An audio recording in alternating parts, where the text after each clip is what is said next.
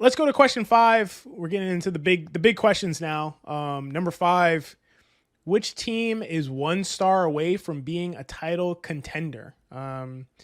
So, there's a lot of ways we could interpret this. I'm curious how you interpreted this, Geoff, because, we could talk about, and I specifically am saying star because I don't want to say like which team is a superstar player away, which most teams would be a superstar player away. If you put Jokic on almost any team, they'd be a contender immediately. But, just a star level guy or any way that you want to interpret that question. Yeah, so I found this question really interesting.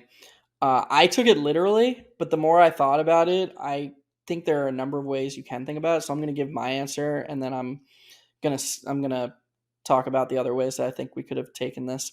My answer is Houston.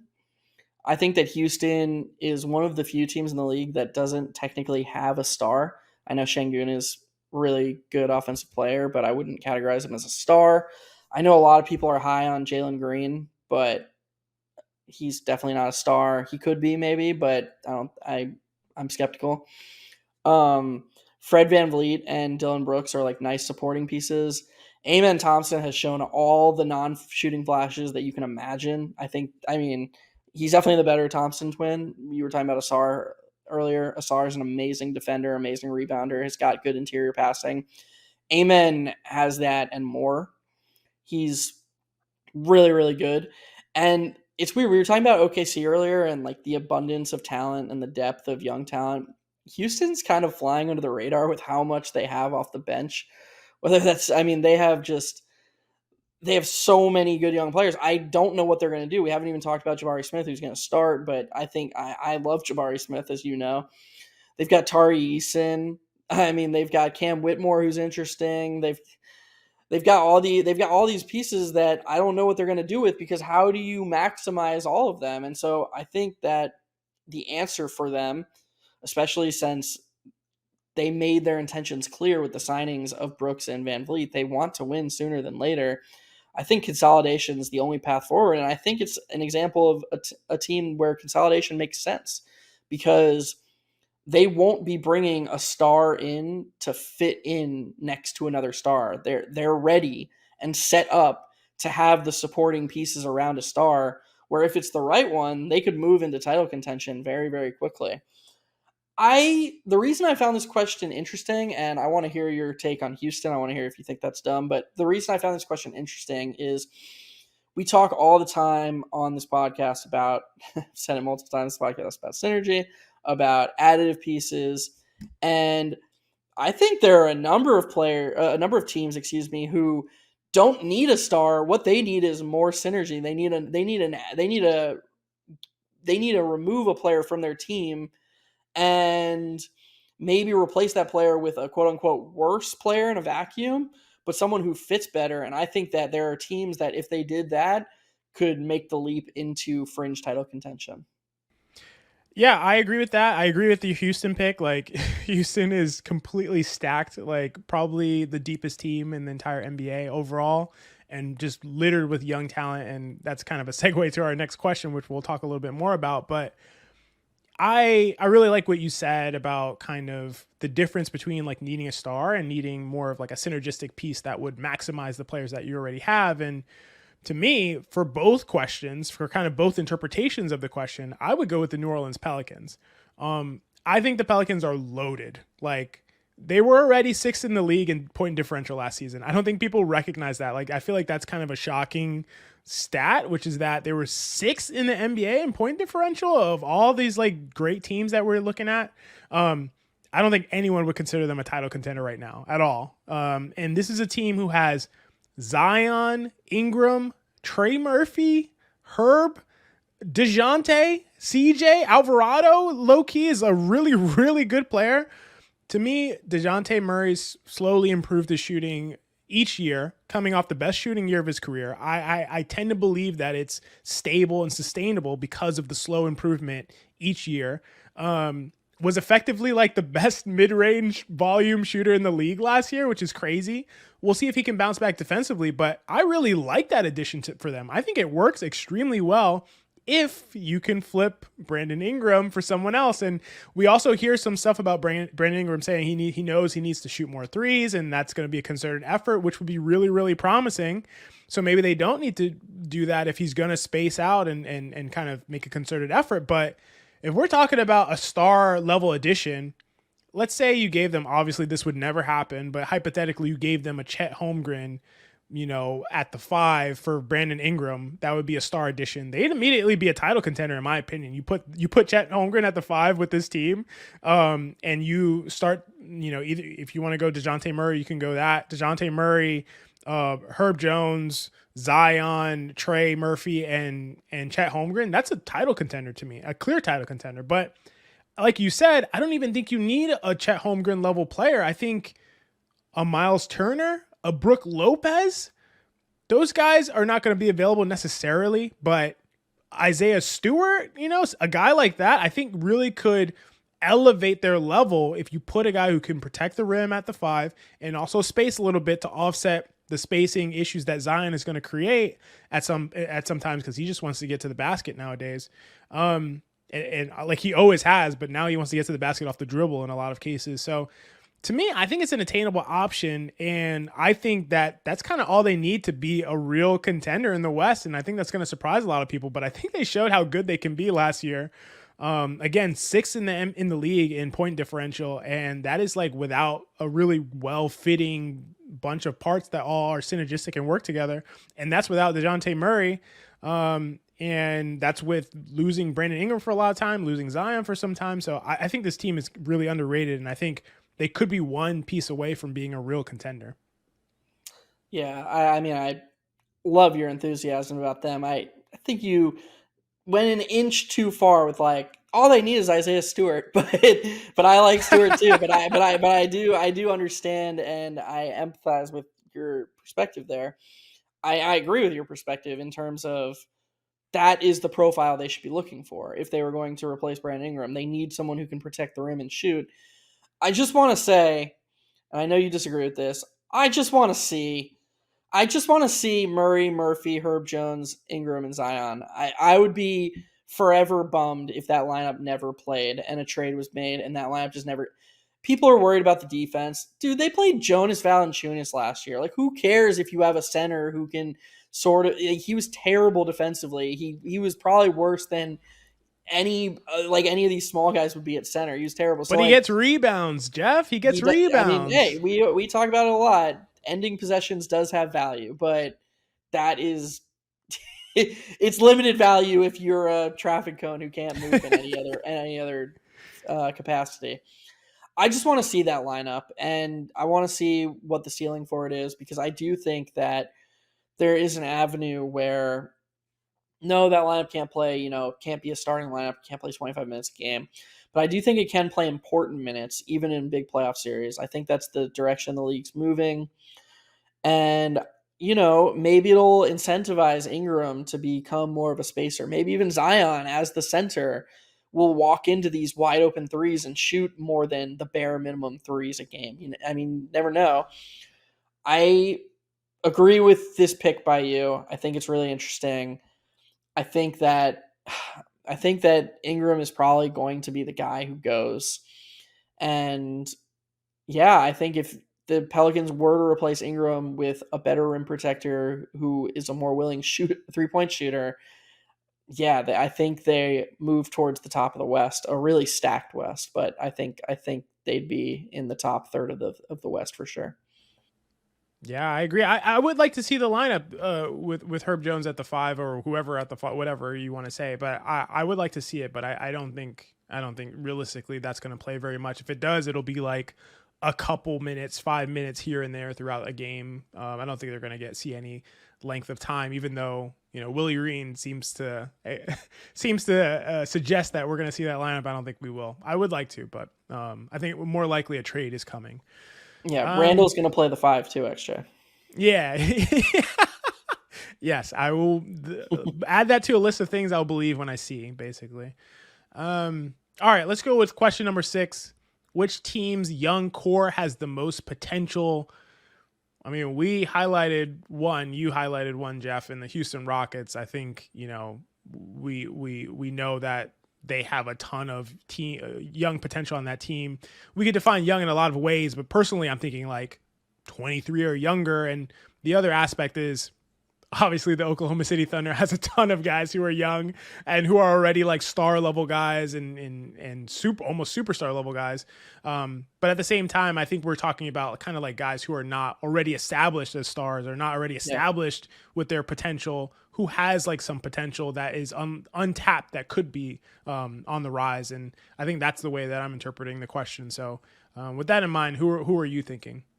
Well, that's why Houston's so interesting too. I mean, I didn't even say Reed Shepard, and when Yeah. he looks ready to at least offensively. I mean, I shouldn't say only offensively. He's sneakily a good defender. He can rim protect for a guard, and he gets steals, and yeah, I think he's going to be good right away.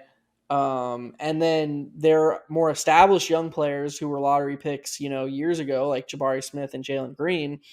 There's still plenty of low hanging fruit for them to grab. So I think Houston would be a fine answer to this question, but my answer is San Antonio.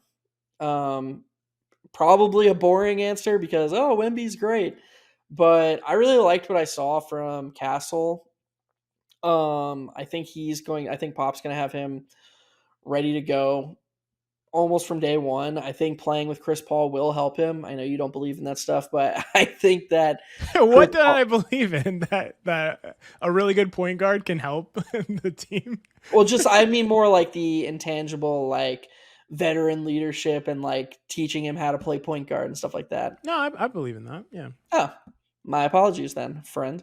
I think playing with Chris Paul is going to help him. I think Vassell toggles between being underrated and overrated all the time, but I think with a potential future of Stephen Castle, is this Steven or Stefan? I'm blowing names today. Dude, I I think it's don't know. You blew Vassell. You said Vassell, but I don't know how you say Stefan Castle because I don't yeah, watch college. So yeah, nice. Yeah, Devin Vassell, excuse me. Cut that. Um, I think that if you project forward to a future with Castle, Vassell, and Wemby, this is a nice fitting trio where Vassell can be that off guard shooter who plays some wing defense. Sohan, he's a wild card. He's still young and he's clearly physically gifted. It's just going to come down to the shot with him because he's not going to play any real center. Although you could make the argument that with Wemby, there are some interesting 4+1 constructions with Sohan as the non shooter. So even if he was going to be viable as a non shooter, I think San Antonio is the environment for him to do it in. I really like can what I they're say building. real quick? I don't understand the Sohan thing. I don't. It doesn't make sense to me. Like I understand Amin Thompson. Like okay, yeah, he can shoot, but the dude's ridiculous. Like he's sick. Athletically, everything that he does. I don't. What is the? Can you explain the Sohan thing to me? I don't get it. He can't shoot. He can't finish. He can't score. Like he doesn't shoot free throws. He doesn't get to the free throw line. He's not like an amazing rebounder. I don't see him as like a lockdown defender. He doesn't protect the rim. What can you explain the Sohan thing to me? I don't get it.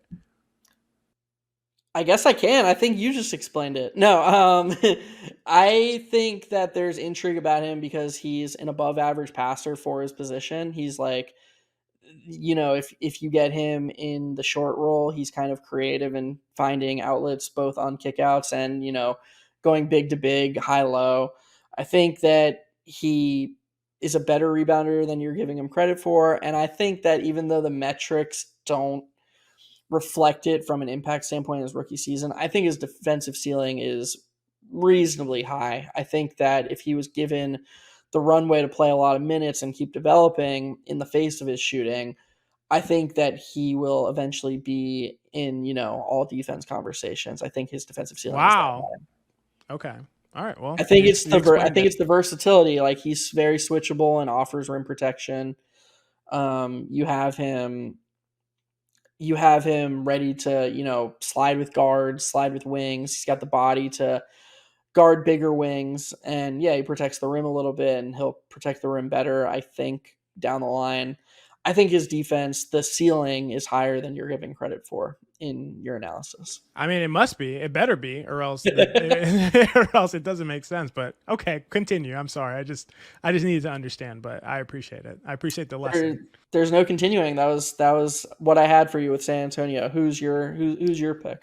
I mean, I feel like we could just say Houston. To me, that'd be a little boring because like the core is just awesome. I mean, Reed Shepard, you said, Amin Thompson, Tari Eason.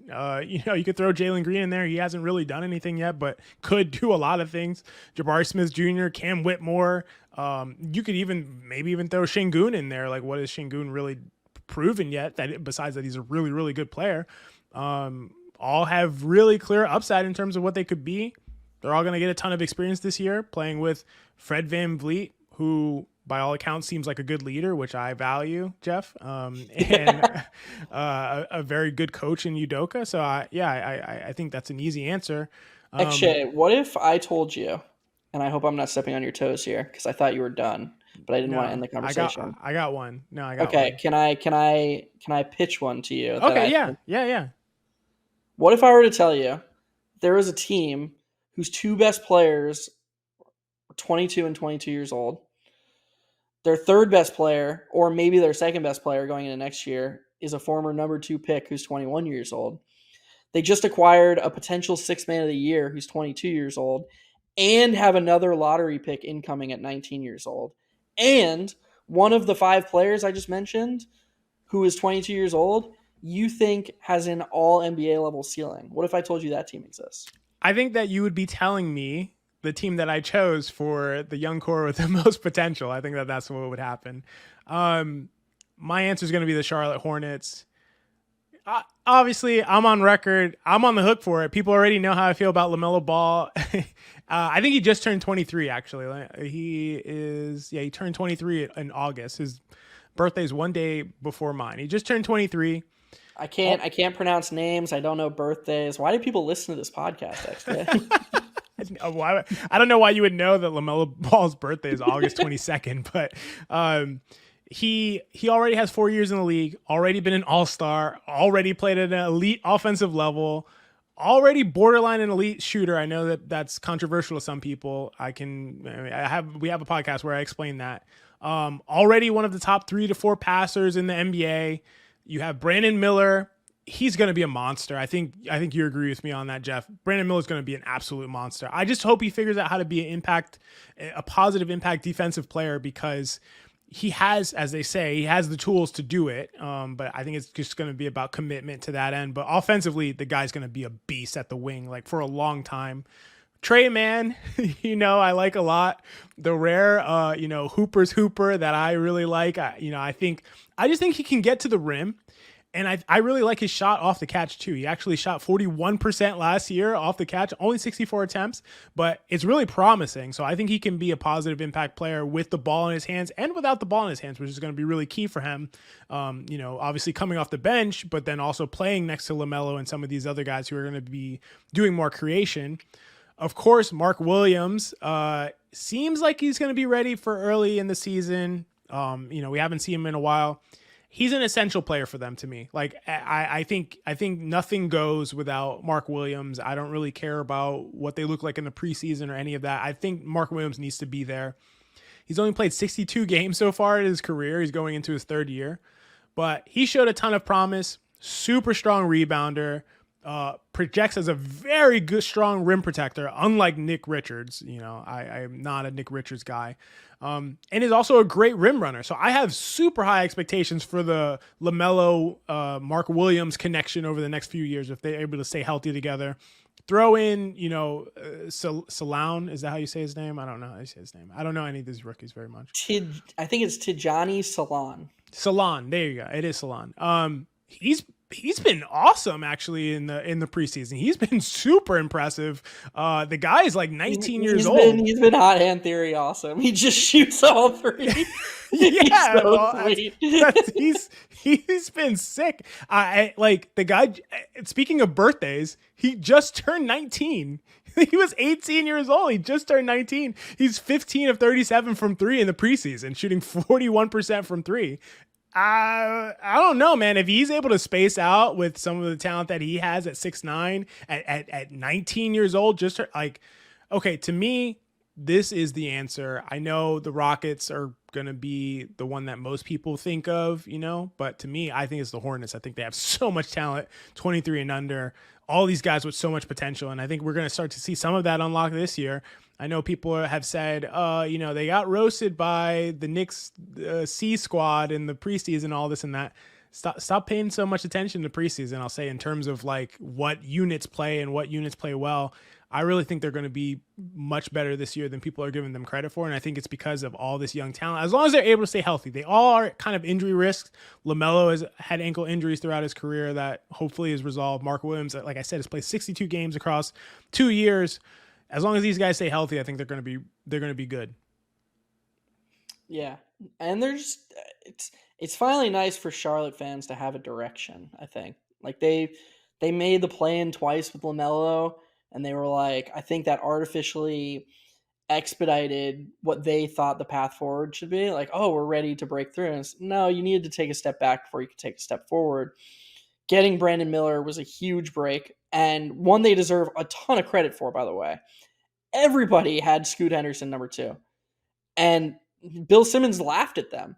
Bill Simmons was like, "Oh, you're not drafting Scoot Henderson because fit with LaMelo." And I don't think they were drafting Brandon Miller because he's a better fit with LaMelo. I think they recognized that this is a better player, and they were right. And I think that they deserve all the credit in the world for recognizing that. That is a franchise-altering, correct decision. Because if they take Scoot, can you imagine if the Blazers right now had Brandon Miller? And the Blazers had Simons, Miller, and Klingon That'd be as sick. their that bit. We would be talking about the Blazers right now. I just did a thread about how awesome Donovan Klingon is. Donovan Klingon is going to turn the Blazers defense around by himself. I am sure of that. This dude is like a behemoth. You can't go within 5 feet of the rim if he's there. He's got great instincts. He's got great hands. And if you paired him with Brandon Miller on the wing, who projects to be like mini Paul George, and you put those two next to Anthony Simons, who is a one-man offense whose weakness is defense, that is the answer, I think. But Charlotte makes the correct decision. They draft Brandon Miller, and now they've got Brandon Miller playing off of LaMelo Ball, who is like a better version of Simons, a Simons who can pass Yeah. and play a little defense himself. I don't think Mark Williams is Klingon. I think Klingon is going to immediately be better. I think that as much as we like Salon, you could make the argument that Charlotte should have just taken Klingon. They'd have them with Klingon right now instead of Mark Williams. I'd have them in the playoffs, I think. That's how high I am on Klingon from day one. LaMelo Ball and Klingon running pick and rolls would be a joke if they had enough spacing around. They would dismantle the league. But whatever. Enough hypotheticals. Singing Charlotte's praises for what they've done because Salon, as you pointed to, seems to have no conscience with shooting threes. This dude, and this dude will shoot any three from any range, He really will. and It's it's crazy. awesome. And if they go in enough, that's going to help the team. XJ said a few episodes ago, the future of this league is longer threes because you space the defense out even more. If Salon can shoot and make these longer threes, giving LaMelo Ball even more space to operate in, that's a really good thing for the team. And he's got the body, and he's got the build, and he's got the athleticism to be someone who can guard multiple positions on the wing next to Brandon Miller. They could be building that could be their trio: Salon, Brandon Miller, and LaMelo Ball. That's not totally impossible or infeasible. And the last thing I want to say with Brandon Miller specifically, I love that he played Summer League this season. I know it's a small, almost meaningless thing. He did not have to play Summer League. He did not have to do that. He was out there encouraging his guys. He was so praiseworthy of Salon specifically and all the other young guys out there. I think that's huge for team chemistry. And more importantly, I think it's huge for projecting Brandon Miller's upside because you were talking about Miller buying into this role of this Paul George supportive role rather than being someone who's like, oh no, I need the rock in my hands, I need to dance. Miller's going to get to do that with LaMelo Ball. He's going to be the second option.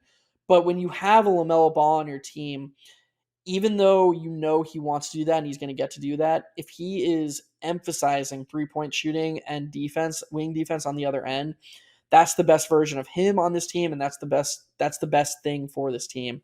And I think when you see him do humble things like going to play a summer league that he doesn't have to play in and being that good a teammate with his young guys, I think there's a pretty heavy correlation between that and a guy who is willing to accept maybe a lesser role. Yeah, I think it's all incredible points, and I largely agree. I just want to say one thing on Salon. Like I just doing preliminary like look at his stats. Basically, like he wasn't some incredible shooter coming in. I don't know if like people knew he'd be a great shooter or something like that, but I think he shot like 31 or 32% in France before he came into the NBA. So I didn't know or expect him to be like a just ridiculous unconscious shooter like the way he's been. So he could be on a hot streak and definitely has time to develop. But just overall, the young talent that they have, they don't even need to hit on all these guys for it to be really, really good for this team. And it'll be exciting to see them kind of grow kind of together if they're able to keep these guys together and see the heights that they can go to if they stay healthy, which is the biggest concern to me. So let's go to our seventh and final question. It is going to be, which team will be the biggest surprise in 2024-2025? I think there's a lot of options to choose from. There's a lot of teams that are not expected to be very good. There's a lot of teams that are expected to be good, but maybe great. I feel like there's one pretty clear answer, and there's a few answers that may be a little less obvious or maybe just not accurate. I'll let you start, Geoff. Who do you think which team will be the biggest surprise? I went with the Memphis Grizzlies, and I feel like I'm finding loopholes with all these questions. Like it's, oh, the Grizzlies had a really terrible net rating last year, and they're going to be good this season, and they're getting Ja Morant back, and they're getting people back from injury, and I just feel like people are sleeping on how good they were the seasons before. They were a 2 seed back to back seasons, the second seed in the West back to back seasons. They were one of the best teams in the league. Did they have a ton of playoff success? No, they lost to Golden State in round two with home court advantage. And then they lost the 2-7 matchup in the toughest 7 seed you're going to get, having to play LeBron James and Anthony Davis in the 2-7 series. You lose one home game, and there it goes. Like they lose in 6. I think that Memphis team was rising and getting better, and I think they're deep. I think Ja Morant is just going to come back and be Ja Morant. I have seen nothing in preseason that's made me think he won't be. I said it on Twitter yesterday. I think Ja Morant's return moves Desmond Bane back into his ideal role, which is one of the best supporting players in the entire NBA. He can do a little creation with the ball in his hands. He's a nice initiator, but you want him to be playing off of a better initiator. That is ideal for him. I think the impact data reflects that. I like them bringing in Edie. I look. I don't. I think Jaren Jackson Jr. needs to play some minutes at center, but I think I think their best minutes were with Steven Adams in the seasons before. I think Steven Adams did something for them that was valuable. He protected the defensive glass, he protected the rim with Jaren Jackson Jr. I think Edie is an older rookie who will be ready to contribute on both sides of the ball. Maybe not be great. I don't think I like Klingon a little bit better, but I think Edie will be good. I think the return of Brandon Clark is being slept on. I think Clark's a really good player. I think he's a great defender who's switchable on the perimeter and also protects the rim, and he's a good rim running partner with Ja Morant. I just think they're a really good team, and there's this bad taste in a lot of people's mouths regarding them because of what happened last season. And so I think maybe some people think it's going to be a slower burn to their return to prominence. I don't think so. I think they're just going to be ready to go pretty much right away, and I think they're going to be really good. Yeah, I love the call. Like you said, maybe a little bit of a loophole, but I think it's just the correct answer if you want to say there was one. The Grizzlies were -7 per 100 possessions last season. Were +5 per 100 the season before. Is it possible they spike 12 points per 100 this season? I don't think they'll be that good because I I do think the league has gotten better and the West has gotten better and tougher. So I don't think there'll be like, a dominant team like they were in the previous seasons before last. But I do think they're going to be really good. I think they're going to get close. Obviously, like you said, everybody's talking about the jaw return, which is crucial and will make the majority of the difference. But, you mentioned it. The return of Brandon Clark, I think, is super underrated.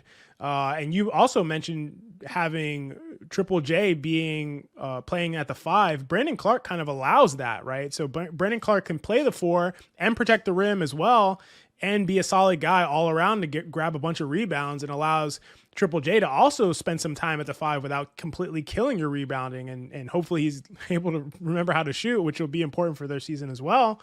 But also other guys, Marcus Smart is back. That's absolutely huge for them. This is a versatile player who can play with both Ja and Bane and be additive in a lot of capacities. They added Edie, like you said, looks really good so far. Luke Kennard will be back and healthy, an elite shooter in the league. I think that's going to be really important. And then also, let's add their young guys got a ton of playing time and usage last year. They're probably going to develop a little bit faster given all the time that they've gotten. We're talking about Gigi Jackson, Venice Williams Jr., Scottie Pippen Jr.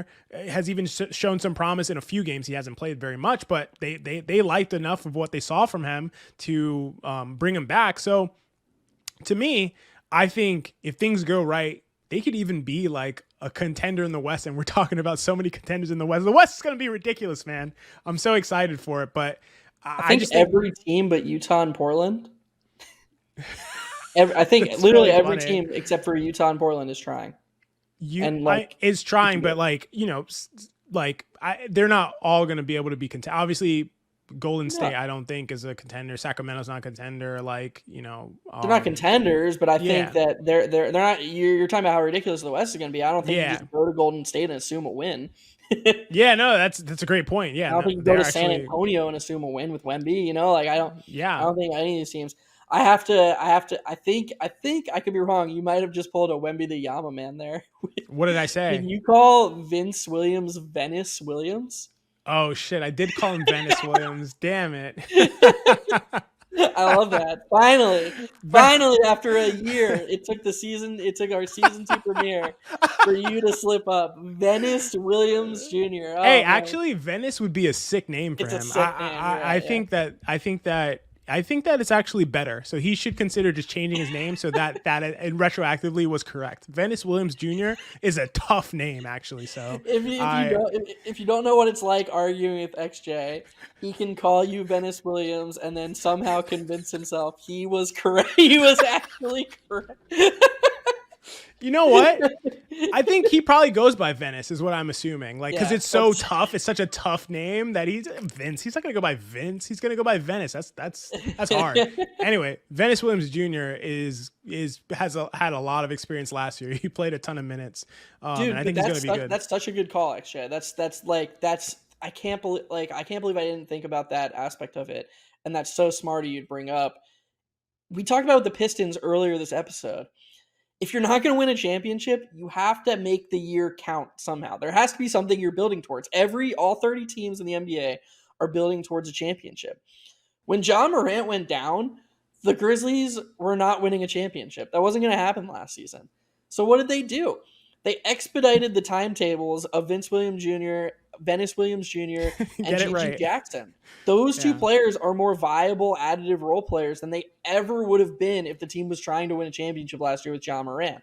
I'm not saying that their season last year was better than it would have been if John Morant and Marcus Smart were healthy and Brandon Clark was healthy and they were competing for a championship. No, of course you would have preferred that, and you would have taken the worst young players. You would absolutely have worse versions of Vince Williams and Gigi Jackson in return for getting to compete for a championship.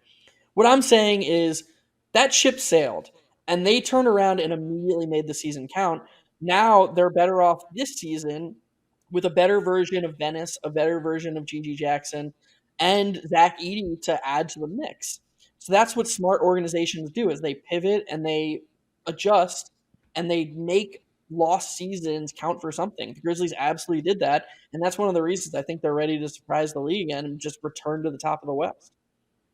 Yeah, I totally agree. I think those guys are going to play a critical role down the stretch because there are going to be injuries regardless, and so we know those guys can step up and know how to play in those situations, and also they're going to also get the opportunity to play in more additive, supportive roles this season. Their overall skill sets have really developed as well. So I think that that's going to be critical for them. And I agree. I think it was a great pivot by the Grizzlies to, make something of like the train wreck that was last season. And I think it's going to pay dividends this season. So I think that's great for them.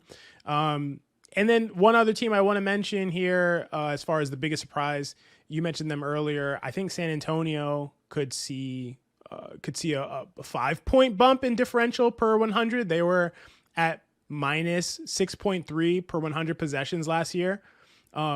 This is a big if, of course. If Chris Paul stays healthy, you just have a much better team. Now you have 25 minutes, let's say, of Chris Paul to support Wemby's development, going with Vassell, going with Keldon, going with Harrison Barnes and Wemby. That's a real team all of a sudden. Now it's like, wait a second. We went from this like dumpster fire to like, this is a solid competitive team that, like you said, you're not just going into San Antonio like, okay, cool, we're going to blow them out. Like, you're going to have to fight tooth and nail, and those are going to be some close games. Let's not forget that with the squad that they had last year, what I looked it up earlier, they won the Wemby and Trey Jones minutes by 5.2 points per 100. That was a terrible team that they put out there, and they won those minutes by 5.2 points per 100. All of this, of course, is contingent on what we see from Wemby. What is his year two development? What is his year two improvement? Does he take a back step potentially? That is possible. Last year, we saw his improvement go through the roof on like a month by month basis. It was like each month, it was like, wait a second, he's like twice as good as he was last month. I don't think he'll continue that progression because then I don't know what would happen to the NBA, but I don't think he's going to like leap into the MVP conversations, but I think All-Star seems very reasonable contingent on his shooting. He's an all-star. Yeah, the defense is going to be there. Obviously, he's a defense in a box. I thought he was the defensive player of the year last year. The big issue with Wemby is just that he's just not a good shooter yet. It's kind of funny. Like, it's all potential right now. He shot 28% on catch and shoot threes last year. 28% for a guy who is known. I feel like we all think of him as a great shooter. I think that's because he shot ridiculously well on step back threes. 37.5% overall on 168 pull-up threes. So we've seen him shoot off the dribble, but catch and shoot threes, he was terrible. He was like bottom of the barrel. So I think that we have reason to believe he'll get there. If this year he takes a little leap, Chris Paul is healthy, I think we see like a 5-point jump in point differential, and I think they'll be contending for a play-in spot with all these other teams in the West. Yeah, the Chris Paul thing is huge because I love the point you made about Wemby with his shooting and how the reputation has almost exceeded what he's actually done in the NBA in just a year. I think teams started to figure out that Wemby preferred to play like a big wing. And the book on that is out. We've seen it with Porzingis. Porzingis came to the league and he was this unicorn. He had all the skills. He could pass. He can shoot. He's really tall.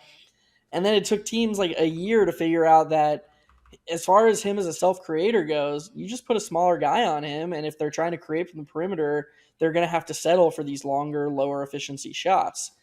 Chris Paul is going to put him in better spots to succeed. I don't think Chris Paul is signed in San Antonio to stand off to the side while Wemby dances from the perimeter. I think Giannis sometimes could be reeled in a little bit that way, in a similar way that I'm talking about with Porzingis. Like, sometimes Giannis really, really prefers to have the ball in his hands and just create his own runway. And Boston kind of put the book out on that too. I think Dame should help Giannis in terms of getting him to those spots with the head of steam and main to end creating an advantage for him. And I think Wemby needs that. I think Wemby needs that partner both short and long term. I'm as high on Wemby as just about anyone. I will be surprised if we get to a point where him self-creating from the perimeter is a viable number one option. I think that the ceiling for him, even if he finds the shot, is like Porzingis on offense and Gobert on defense. And to be clear, that's the best player in the NBA. If anybody's insulted by that I'm saying he can't also be like LeBron James offensively, I'm sorry. That would, as XJ just said 10 minutes ago or 5 minutes ago, I don't know what I'd do with that if he was a 7'3" dude who could shoot threes, self create off the dribble, and then was Rudy Gobert defensively. That would be the best player of all time. So I'm gonna have to see that before I think that that's like a viable projection. I think that the best role for Wemby offensively is a pick and pop partner and a low post up threat, leveraging his size, where you're emphasizing things like offensive rebounds and shooting. And then on the other end, he's just this unicorn defender who can slide on the perimeter and protect the rim unlike anybody else. I think that's the best of Wemby. And I think Chris Paul on that team will help get him closer to that. I generally agree with you on Wemby. We've talked about this over text before. I'm like, I will find it surprising, and I do find it surprising that people believe Wemby's going to be like this, like off the dribble creator from the perimeter at 7'4". Like, if that's what people are expecting, listen, if it happens again, we'll reiterate, he will have sufficiently broken the NBA and will be better than Jordan, better than LeBron, better than everyone who's ever played, maybe all combined, like if we're talking about him doing that. But I think without that, he'll still be, in the handful of greatest players ever if he reaches his potential on other things. I just want to say real quick, I also want to shout out Julian Champagne, or is it Champagne? Is that how you say it? We just got to name this podcast like the name podcast. Like maybe the intro Dude, should just be us like just us blowing all these names. yeah, actually, that would be if I had time to do a compilation. I would love to do a compilation of us just messing up every name. But it's Champagne, right? Yes. That dude is sick. Actually, like he would get my minutes over fucking Sohan. Like he would just get the minutes, dude. Like it has shown that he is a sniper. I totally buy his shooting at the NBA level. I think he shot 37% last year. I 36 and a know. half. Okay, 36 and a half. I'm looking at his preseason shooting. He shot 42% on 38 threes this preseason. He shot like 40% his first season NBA on, very few attempts. I don't remember how many, a handful of attempts, but he was that in college. He has been that. His free throw shooting's consistent. The guy's a sniper, and he seems to be able to potentially hold his own defensively. That's like what we'll find out. But to me, what a great addition to be able to throw that guy in, a complete sniper to go along with Devin Vassell and Victor Wembanyama, and that's your like potentially your 3, 4, 5 if you in some lineups. You still have Trey Jones. I think this team can be really good if things go well for them. And I co-sign everything that you said. And I also I just think that this is going to be a surprise team for sure. I think one thing we're not learning, we already know it, but I think one thing we're landing on here, the NBA is gonna be awesome this year. It's gonna be everything that the NFL isn't. That shitty, that stupid ass sport where offensive players can just run into defenders and fly out of bounds and they get 15 yards. Oh, move forward. As we record this during the 1:00 football game. Done with that sport, man. The NBA is gonna be awesome this year. We could have talked about. I'm so excited to talk about all these teams. There are teams we didn't get to talk about today, which is a bummer, but we will talk about all of them throughout this season. And you brought up Champagne. Like, I didn't even know. It's so hard to, even someone like me who is trying to watch as much basketball as possible and trying to cover and, break down as much basketball as possible. I had no idea he was that good in this preseason. And that's the most fun thing about every NBA season is the deeper and deeper you get into the season as these trends become just facts or closer to facts, you start to pay closer attention to these things, and it's exciting to think about it. It alters your adjustment, it alters your analysis, and I think that's true more than any other league or sport. I think that the NBA does that. The NBA season is almost like its own journey each year, where new players emerge and other players fall by the wayside, and just so excited to get to do that and excited to get to do that with you this whole season. So I hope the people watching enjoy this episode and will stick with us for the journey. What an incredible. See, maybe you should just be the host. We can Mm. alternate, and you can host the show and intro us and close us out, and then mispronounce names as we both have done various times. But I agree with you. I think that I totally co-sign everything you said. It's going to be such a fun NBA season. We're going to be here to cover and break down all of it. If you're this far into what's probably the last part of a second 2-part episode for this season 2 premiere, definitely please subscribe. I mean, you are here, you must be enjoying this content, and we have a lot more and a lot more different things that we're going to be doing this season on this YouTube channel. So we're super excited for all of it. You're going to want to be subscribed to catch a lot of different cool things that we're doing that may not be being done elsewhere. So super excited about that. Any last words, Geoff, before we get out of here? I just want to say, yeah, subscribing helps us too. You know, there's do it for the simplicity of accessing our content, but we're really close to a point that would be very good for us and our future that would help us make even better content for you. So yeah, just click that button, please. And yeah, again, I hope you enjoyed the show. We will be back next week. Absolutely. For Geoff, I am XJ. This has been another Hot Hand Theory.